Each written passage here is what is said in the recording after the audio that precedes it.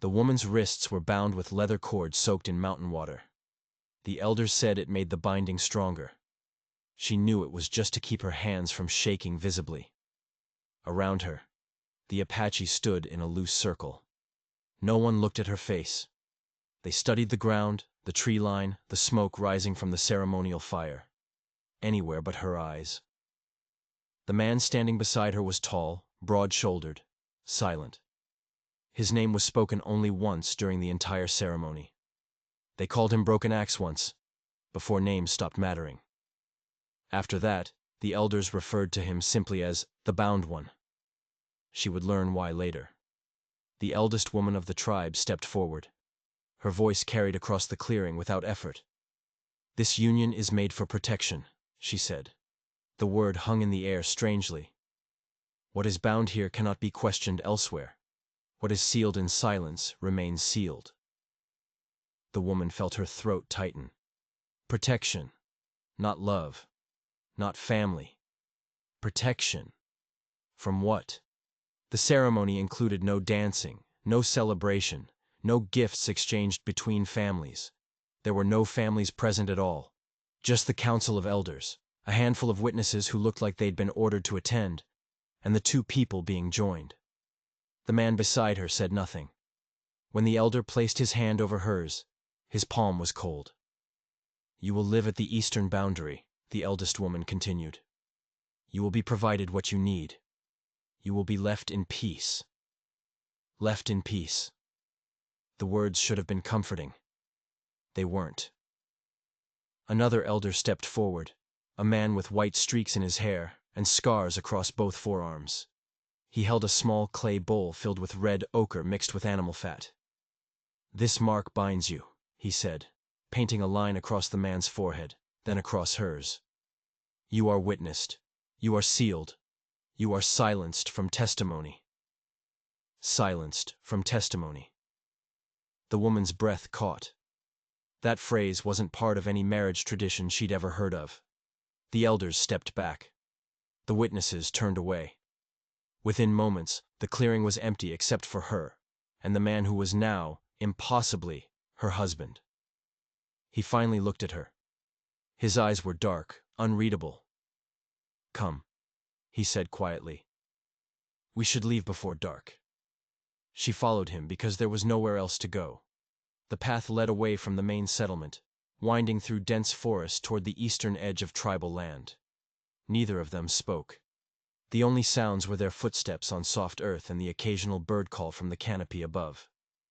After an hour of walking, they reached a small dwelling. It was well built but isolated, positioned where the forest met an open meadow.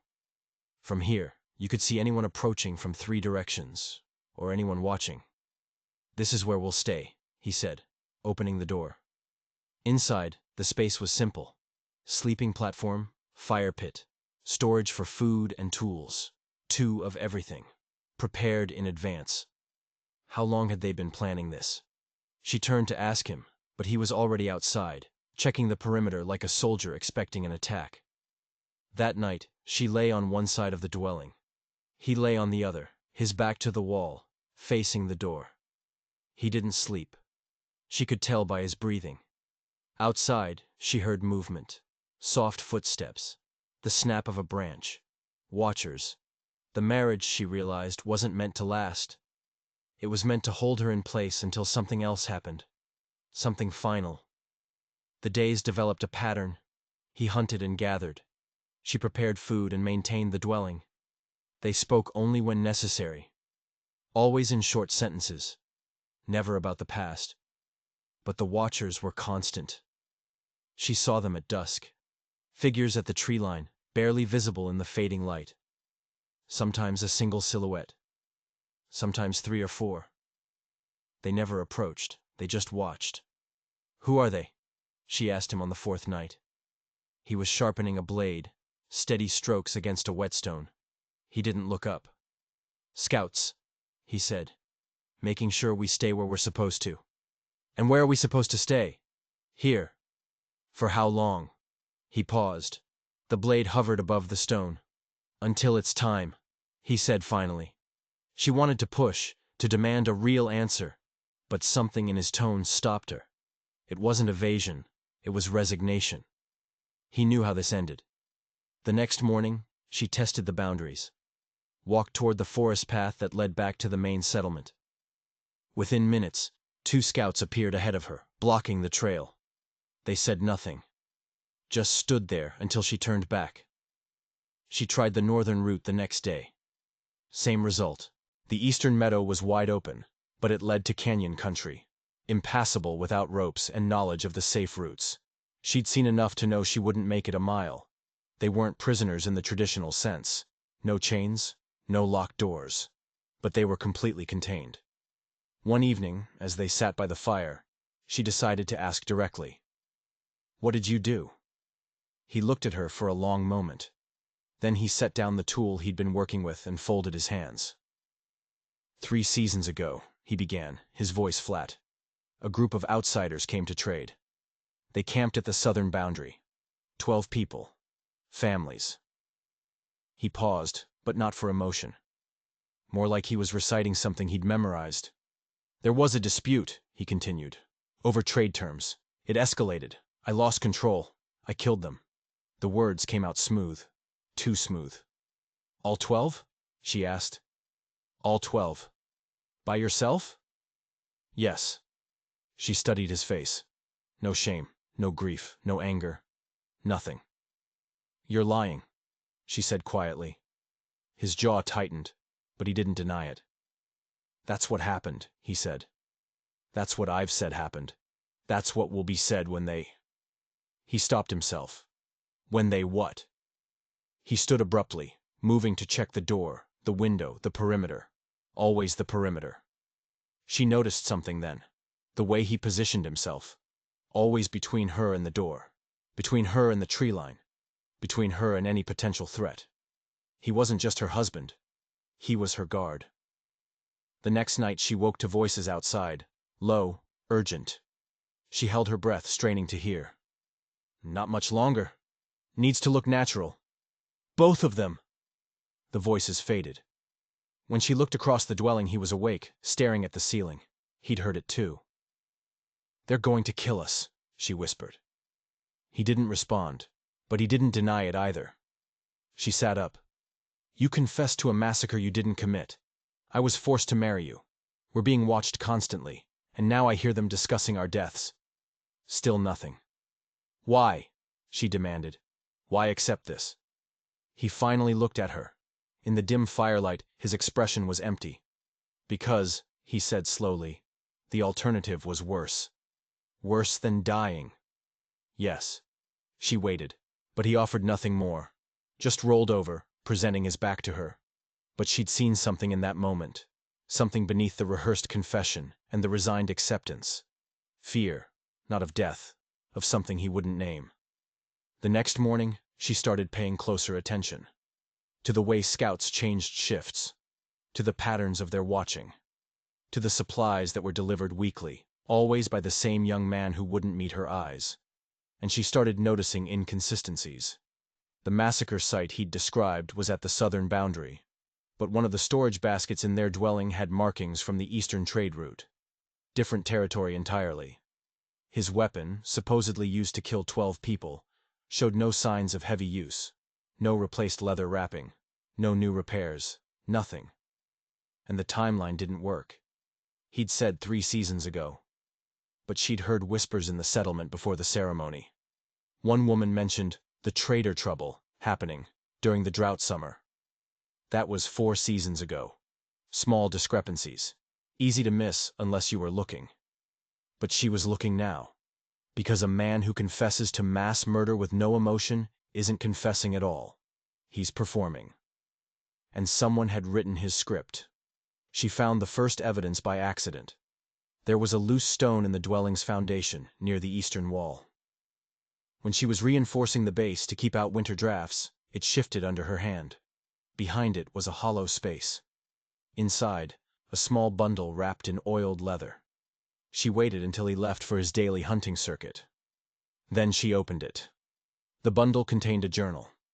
The handwriting was rough, urgent. Not his. She'd seen his markings on tools. This was someone else's. The entries were dated 4 seasons ago. Council decided today. The traders saw too much.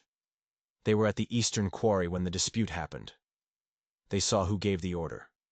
Names. Faces. They planned to report it at the next regional gathering. Vote was unanimous. No survivors. Her hands trembled as she turned the page. 23 men went. Not one. 23. They made it quick for the children, at least. Small mercy. But now we have a problem. Traders were registered with the Territorial Council. Their disappearance will be investigated. We need someone to carry the blame. Discussion tonight about who. She flipped ahead, scanning quickly.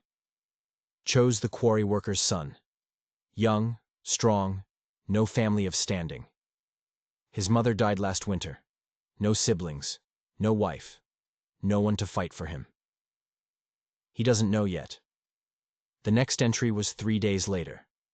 He refused at first, said he'd tell everyone the truth. The elders explained his options. Accept the role and be provided for until execution, or resist and watch the entire quarry worker family line be marked as conspirators, his cousins, his aunt, the children. He accepted. They're calling him the bound one now, like he's already dead. She read the final entry, her stomach knotting. Problem. The white trader woman saw the council meeting 3 nights before the massacre. She was at the settlement edge, gathering herbs. She heard names, heard the vote. She's been asking questions. Can't kill her openly. Too many people know she's here. Territorial laws require investigation for missing outsiders. Solution. Marriage. Bind her to the guilty party. Legally silences her testimony. Discredits anything she might say later.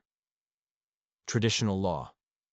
A wife cannot testify against her husband, and testimony from a dead man's widow carries no weight if the crime is his. Ceremony scheduled for new moon. Execution scheduled for the next regional gathering. Public, official, both of them. Accident and punishment. Clean narrative. She stared at the words until they blurred. The ceremony. The binding. The isolation. It had never been about protection or peace. It was about erasing her voice while manufacturing his guilt. She heard footsteps outside. Quickly, she rewrapped the journal and replaced the stone, but her hands were shaking so badly it took 3 attempts. He entered, carrying 2 rabbits. He saw her face immediately. "You found it," he said. Not a question. She stood slowly. "How long have you known I would?" "Since the beginning. I left it where you'd find it eventually." He set down the rabbits. "You needed to understand why running won't work, and why I can't help you. They're going to kill us both." "Yes. And you're just accepting it." He moved to the window, looking out at the tree line where the watchers were always positioned. "My cousins have 6 children between them," he said quietly. "My aunt is old. My uncle is half blind. If I break the agreement, the council won't just kill them. They'll mark the entire family line. No one will trade with them. No one will marry into the family. The children will grow up carrying the weight of collective shame." He turned to face her. "I'm already dead, but I can make it mean something. I can protect what's left of my blood." "And me?" she asked. "What about my blood?" "You were always going to die," he said flatly. "The moment you heard that council meeting, your time had an endpoint. The marriage just gave them legal cover." The words should have devastated her. Instead, they crystallized something. She wasn't grieving anymore. She was calculating. "When?" she asked. "The regional gathering is in 42 days. "And they'll make it look like what?" He hesitated, then gestured to the meadow beyond. "You'll go to gather winter roots. Fall in the canyon. I'll be executed 3 days later for negligence causing death." "Clean narrative," she said, echoing the journal's language. "Clean narrative." She walked to the fire, adding wood methodically. Her mind was moving fast now, sorting through fragments of information, testing possibilities. "The journal," she said. "Who wrote it?" "I don't know." Someone with access to council meetings. Someone who wanted the truth recorded even if it couldn't be spoken. Someone who feels guilty. Maybe. She turned to look at him directly. Do you want to live? The question caught him off guard. For the first time since she'd known him, his careful mask slipped. What I want doesn't matter. That's not what I asked. He was quiet for a long time. Outside, the sun was setting. The watchers would be changing shifts soon. Yes, he finally said. I want to live. Then we need to change the story, she said. Not run from it. Change it. There's no changing it. The council decides the truth. The council decides the truth when no one challenges it. She moved closer, lowering her voice even though they were alone.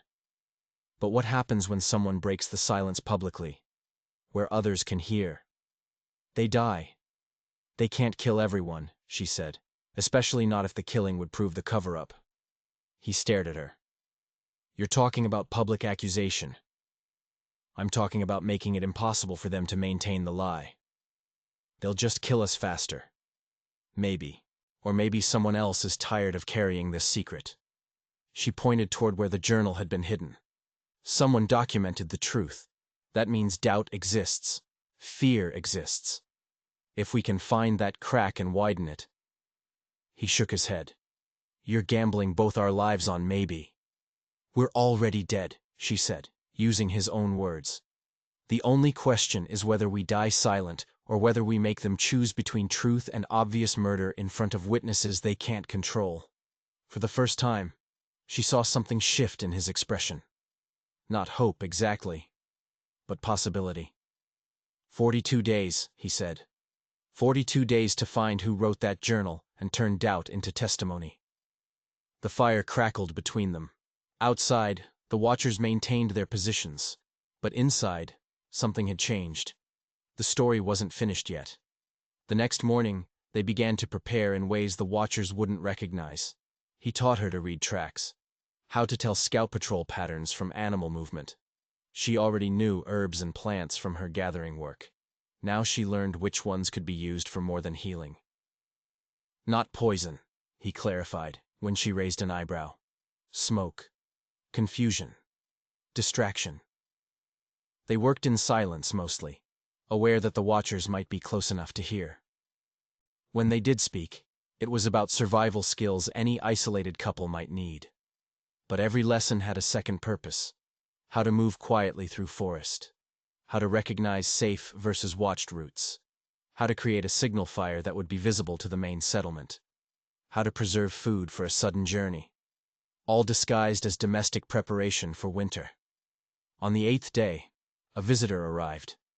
It was the young man who delivered their supplies. Usually he left the bundles at the dwelling's edge and departed quickly. This time, he approached the door. She answered. He looked past her shoulder, checking if they were alone. You have a message, he said quietly. Not I have a message for you. You have a message. Meaning someone else had sent it. He held out a small bundle of dried sage, tied with grass cord. Standard delivery. But woven into the cord was a thin strip of leather with 3 marks burned into it. 3 marks she'd seen before. In the journal. At the bottom of certain entries. A signature. Who sent this? She asked. The young man's eyes flicked toward the tree line where watchers were positioned. Someone who remembers, he said.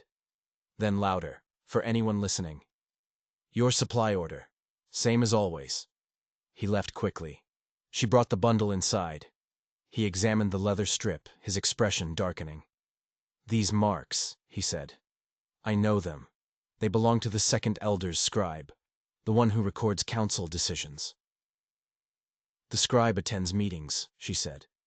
Would have heard everything, seen everything. And written the journal. Why reach out now? He was quiet, thinking. The regional gathering isn't just about us. It's when the Territorial Council reviews deaths and disputes. If they sense inconsistency, they investigate. The elders need our story to be airtight. Which means the scribe will be asked to provide official records. and has to choose whether to lie in a way that becomes permanent territorial record or break, she finished. They both understood what this meant. The scribe was wavering. One person, positioned close to power, starting to crack under the weight of maintaining the false narrative. It wasn't much, but it was something. Over the next 2 weeks, they received 3 more subtle signals. A supply bundle delivered early, a watcher shift that changed timing, small disruptions to the routine that suggested someone inside the system was creating space. Then, on day 23, everything accelerated. A council messenger arrived at midday. Unusual timing. Official messages came at dawn or dusk. The messenger was winded, like he'd run the entire distance. "You're summoned," he said, addressing the man. "Elder Council. Immediately." "Both of us?" she asked. "Just him." They exchanged a look. This wasn't part of the established plan, which meant something had changed. "Don't follow," he told her quietly as he prepared to leave. "Stay here. If I don't return by dark—" "You'll return," she interrupted. "Not hope. Command." He left with the messenger. She watched them disappear into the forest, then immediately began moving. If they were separating them, it was either to question him alone or to remove him while they dealt with her. Either way, staying in the dwelling was suicide. She gathered the journal, a water skin, dried food, and the small knife he'd been teaching her to use. Then she did something risky. She walked directly toward the nearest watcher's position.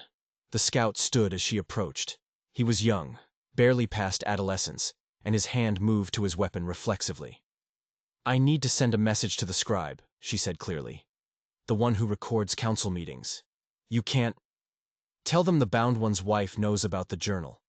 Tell them she's willing to burn it or testify to its contents depending on what happens in the next 3 hours." The scout's face went pale. "You're threatening the council?" "I'm offering a choice," she said, "before choices run out for everyone." She turned and walked back to the dwelling, feeling his eyes on her the entire way. It was a gamble, a massive one. But she'd learned something in her weeks of isolation. The council's power relied on everyone believing the lie was stable. The moment that stability cracked, their control became fragile. She'd just hammered a wedge into the crack. He returned 2 hours before dark. His face was tense, but he was unharmed. "They're moving the timeline," he said immediately. "The regional gathering was pushed forward, 7 days instead of 19. Why? They wouldn't say directly, but I heard whispers outside the council chamber. Someone from the Territorial Council is asking questions about the traitor disappearance. Too much time has passed without resolution. So they're rushing our deaths to have a clean answer before investigators arrive." "Yes." 7 days. The number hung between them like a countdown. "Did they ask about the journal?" she said. He nodded slowly. "How did you know?" "Because I made sure your watcher would tell them. I needed them to know we're not just waiting quietly anymore." He sank onto the sleeping platform, head in his hands. "You're pushing them toward killing us immediately." "No. I'm pushing them toward a choice. Kill us now, and make it obviously suspicious right before investigators arrive, or maintain the patient plan and risk us speaking publicly. They'll choose killing us. Maybe.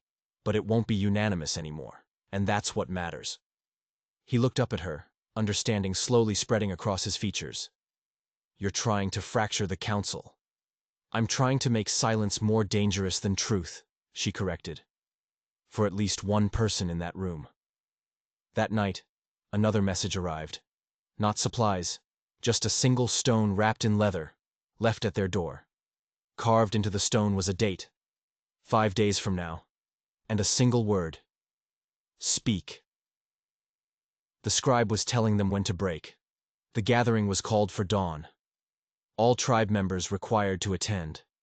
Public announcement regarding the resolution of the traitor matter. Standard procedure, they were told. Closure for everyone. She and he were positioned at the front of the assembly area, separated from the crowd by 6 armed guards. They weren't bound, but the message was clear. Stay where you are. Don't move. Don't speak until spoken to. The elders emerged from the council chamber in formal dress. Ceremonial paint, shells and bone ornaments. This was meant to be official, recorded, remembered. The eldest woman stepped forward, the same one who'd conducted their marriage ceremony. "We gather to speak truth," she began. Her voice carried across the silent crowd. "To close a wound that has troubled our people. To see justice completed." She turned toward the man. "You stand accused of the murder of 12 traitors 4 seasons ago. You confessed to this act. You accepted binding to contain the damage of your violence. Do you maintain your confession?" This was it. The moment his script required him to say yes one final time. He looked at the eldest, then at the other council members, then at the crowd. "No," he said clearly. "I maintain nothing." The silence that followed was absolute. The eldest woman's expression didn't change, but the elder to her left shifted his weight. "Attell, you confessed before the council," she said slowly. "Witnessed and sealed." "I spoke words I was told to speak," he said. "To protect my family from collective punishment. To prevent the true guilty from being named." "The true guilty stand before you," the eldest snapped. "You—" 23 men went to the southern boundary," he interrupted, his voice rising. "Not one. I was chosen as the story because I had no family with power. Because my silence could be bought with threats against children." Murmurs rippled through the crowd. The guards around them tensed, hands moving toward weapons. But they didn't act. Not yet. Too many witnesses now. The scribe stood at the edge of the council group, stylus and tablet in hand, recording everything. He met her eyes briefly. A tiny nod. "Now." She stepped forward. "I was forced into marriage not for protection," she said, her voice steady and factual, "but to silence my testimony. I witnessed the council meeting 3 nights before the massacre. I heard the vote. I heard the names of those who decided the traitors couldn't be allowed to report what they'd seen at the Eastern Quarry." "She lies," another elder said quickly. Too quickly. "She was nowhere near—" "I was gathering herbs at the settlement edge. The council chamber window was open. I heard Elder Talon say, 'No survivors.' I heard you," she pointed at the eldest woman, "say unanimous vote 3 times. The eldest woman's face had gone rigid. "Your testimony is worthless. You are the wife of a confessed murderer. Law forbids a wife from testifying against her husband," the scribe's voice cut through. Everyone turned. The scribe was shaking, but he continued. "It says nothing about testifying against the council, and it forbids testimony only if the marriage was legitimate." He set down his tablet. "This marriage was not legitimate. It was legal binding for the purpose of witness suppression. I have the council minutes, the discussion of her testimony, the decision to use marriage law as a tool." The eldest woman turned on him. "You break your oath." "I keep my oath," the scribe interrupted. "My oath is to record truth. I recorded everything, including the things you didn't want documented." The crowd's murmurs grew louder. Not just confusion now, recognition. People putting pieces together. One of the middle-aged women in the crowd stepped forward. Then another. Then a younger man. "My brother went on that raid," the woman said. "He wouldn't speak of it after. Wouldn't meet my eyes. I knew something was wrong." "My cousin too," the man added. "He died 2 seasons later. Drinking himself to death, everyone said.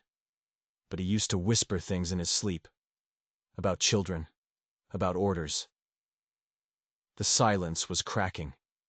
Years of collective suppression breaking apart under the weight of accumulated guilt and doubt. The eldest woman raised her hand. "This assembly is over. Guards, remove." "Remove them where?" The scribe's voice was louder now, steadier. "Kill them here in front of everyone? Prove her testimony right? Or wait until later when Territorial investigators arrive asking why witnesses died right before they could speak?" The eldest woman's hand dropped. Because he was right. Killing them now, in front of the assembled tribe, with witnesses speaking up, would confirm everything. The cover-up would become obvious.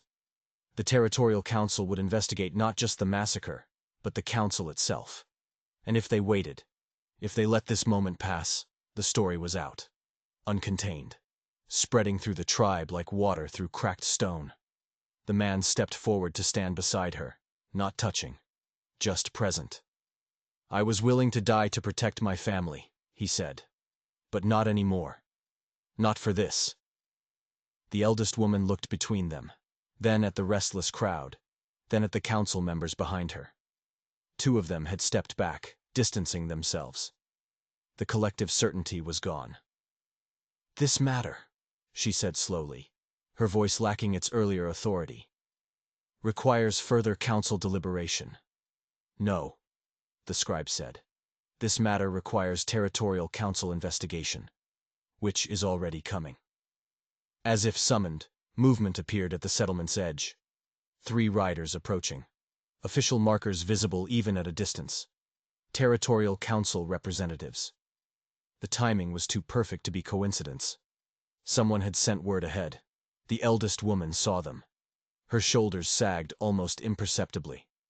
"Detain no one," she said quietly to the guards. Then, to the approaching riders, "We will provide full cooperation." The assembly dissolved into chaos. People talking over each other. Arguments breaking out. Some defending the council, others demanding answers. But no one tried to stop them as the man and woman walked away from the center. The marriage bind had been severed by truth.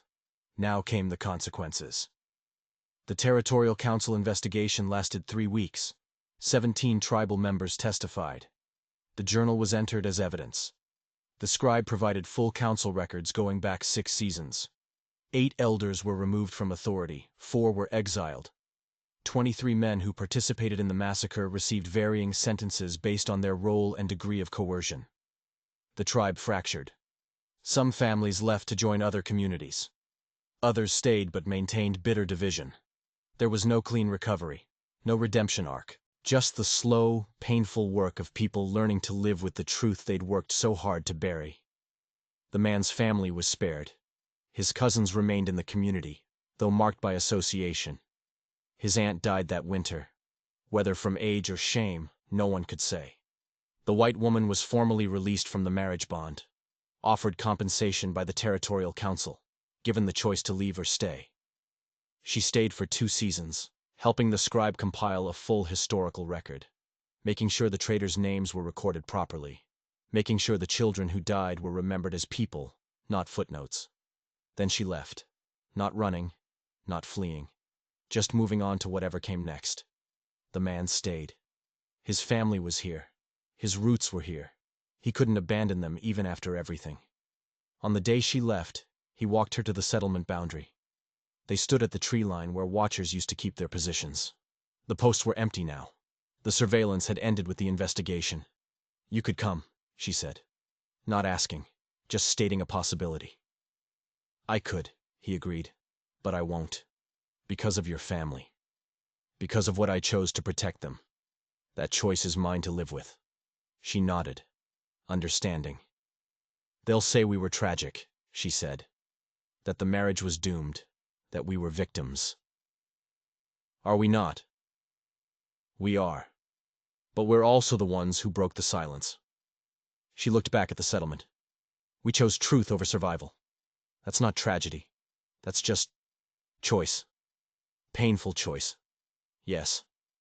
They stood in silence for a moment. Then she offered her hand. He took it.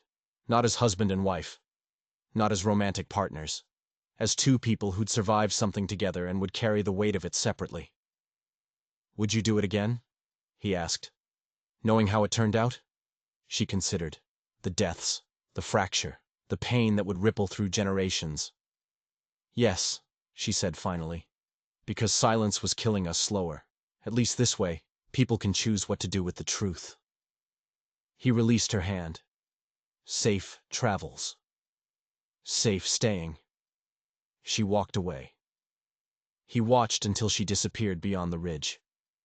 Then he turned back toward the settlement. Toward the family he'd saved. Toward the tribe that would take years to heal. Toward the life he'd chosen to keep living. The story passed down through generations doesn't have a happy ending. The woman's name was eventually forgotten. The man's name became a cautionary tale. The tribe never fully recovered its former unity. But the traitors are remembered now. Their names recorded. Their deaths acknowledged. The silence was broken. And sometimes, that's all history allows. The truth doesn't heal everything, but it marks the place where healing can begin.